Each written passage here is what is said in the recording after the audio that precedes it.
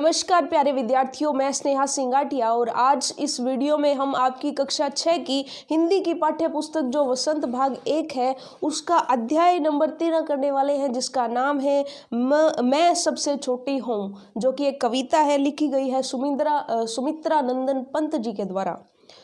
मैं सबसे छोटी हूँ, ये एक कविता में एक लड़की को दिखाया गया है, एक छोटी बच्ची को दिखाया गया है जो अपनी माँ को कहना चाहती है कि माँ मैं बहुत छोटी, मतलब सबसे छोटी रहना चाहती हूँ, मैं छोटी ही रहना चाहती हूँ, मैं बड़ी नहीं होना चाहती और मैं हमेशा आपके आंचल में रहना चाहती हूँ। क्योंकि जैसे जैसे लड़की बड़ी होती जाती है वैसे वैसे माता का जो व्यवहार है वो उसके प्रति बदलता रहता है।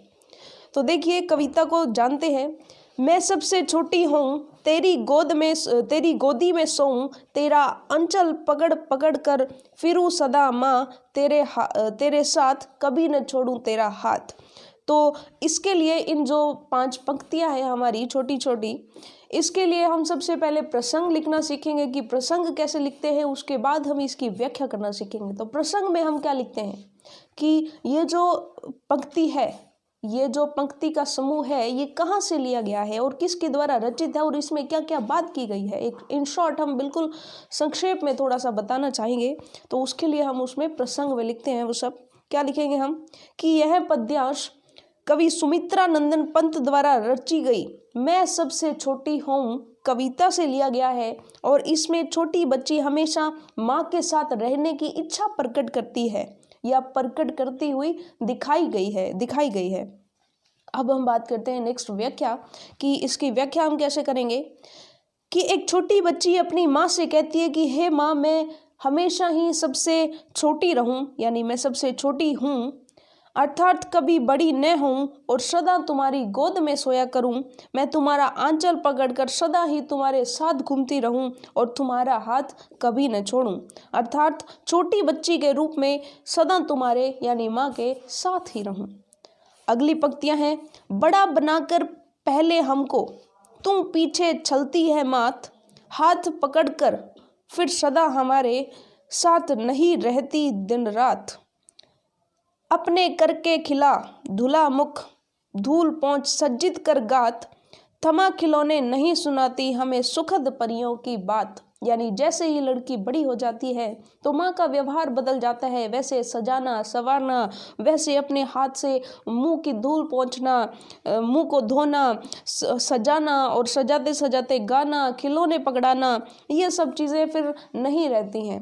तो उसके लिए हम इस नेक्स्ट जो अगला पद्यांश है इसके लिए हम प्रसंग क्या लिखेंगे, सेम प्रसंग उसी तरीके का लिखेंगे हम कि इस पद्यांश, ये जो पद्यांश है ये सुमित्रा नंदन पंत की कविता मैं सबसे छोटी हूँ में से लिया गया है और इसमें बताया गया है कि बच्ची के बड़ी हो जाने पर जो माँ का व्यवहार है उसमें परिवर्तन आ जाता है।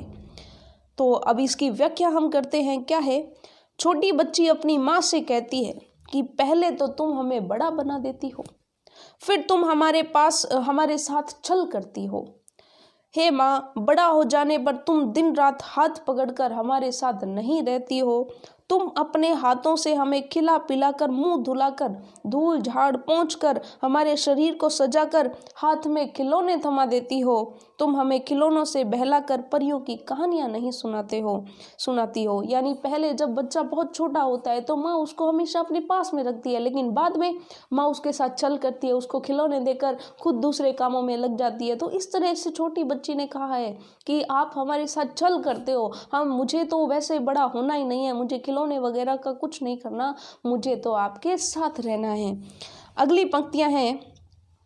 ऐसी बड़ी न होऊं मैं, तेरा स्नेह न खोऊं मैं, तेरे अंचल की छाया में छिपी रहूं निष्प्रह निर्भय, कहूँ दिखा दे चंद्रोदय। तो इसके लिए भी हम प्रसंग वैसे ही लिखेंगे कि ये जो पद्यांश है ये सुमित्रा नंदन पंत जी की कविता मैं सबसे छोटी हूँ में से लिया गया है और इस कविता में बताया गया है कि छोटी बच्ची छोटा ही रहना चाहती है ताकि माँ का प्यार मिलता रहे, ये सब उसमें वर्णित किया गया है।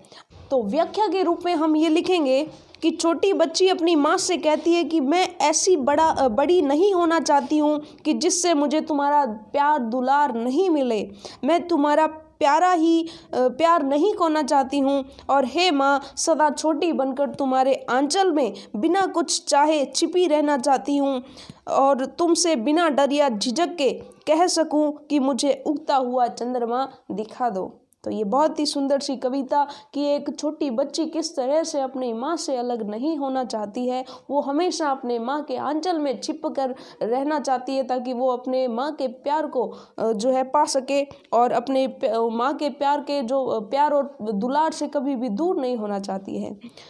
तो अब इसके प्रश्नोत्तर हम देख लेते हैं। इसका पहला प्रश्न है, कविता में सबसे छोटे होने की कल्पना क्यों की गई है?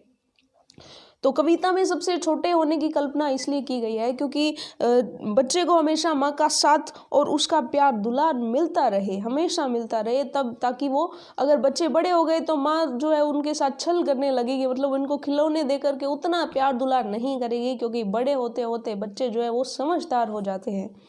अब बात आएगी, नेक्स्ट बात आती है अगले प्रश्न की कि कविता में ऐसी बड़ी न हूँ मैं क्यों कहा गया है? क्या तुम भी हमेशा छोटा जो है वो बने रहना पसंद करोगे? तो कविता में ऐसी बड़ी न हूँ मैं इसलिए कहा गया है कि बड़ा होने पर बच्चे को माँ खिलौने देकर बहला देती है, परियों की कहानी भी नहीं सुनाती है और प्यार भी जो है वो कम हो जाता है। इन कारणों से हम भी हमेशा बिल्कुल छोटा रहना ही पसंद करेंगे। अगला प्रश्न है, आशय स्पष्ट करो। हाथ पकड़कर फिर सदा हमारे साथ नहीं फिरती दिन रात।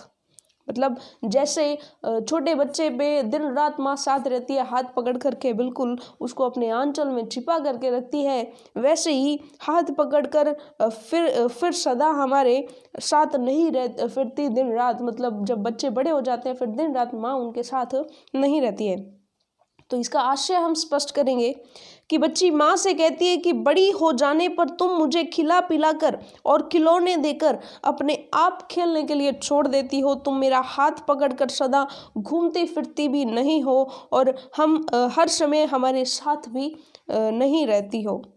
तो ये इसका आशय स्पष्ट कर दिया हमने। अब हम बात करते हैं अगले प्रश्न की कि अपने छुटपन में बच्चे अपनी माँ के बहुत करीब होते हैं। इस कविता में नज़दीकी की कौन कौन सी स्थितियाँ बताई गई हैं? तो हम लिखेंगे कि इस कविता में बच्चे का माँ की गोद में सोना, उसके साथ घूमना, माँ के द्वारा बच्चे को नहलाना, धुलाना, खिलाना, पिलाना, बच्चे को प्यार करना और उसे अपने आंचल की छाया में रखना और परियों की कहानी सुनाना आदि जो नज़दीकी स्थितियां हैं वो बताई गई हैं। तो इस तरह से आपकी कविता जो है वो पूरी हुई। अगला जो अध्याय है हम पढ़ेंगे आपकी अगली वीडियो में। तब तक के लिए all the very best for your self studies.